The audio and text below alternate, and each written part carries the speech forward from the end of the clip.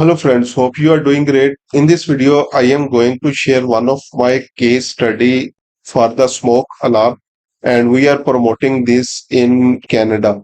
In the last month of June 2026, here are the stats that I am showing with you.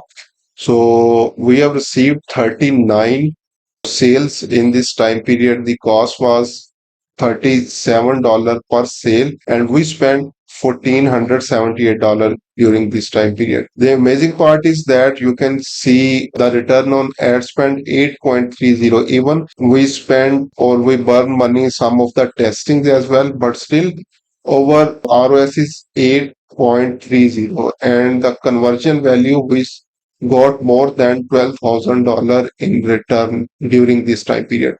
So if you also want to get these type of the results, so simply text us and we will help you regarding your issue.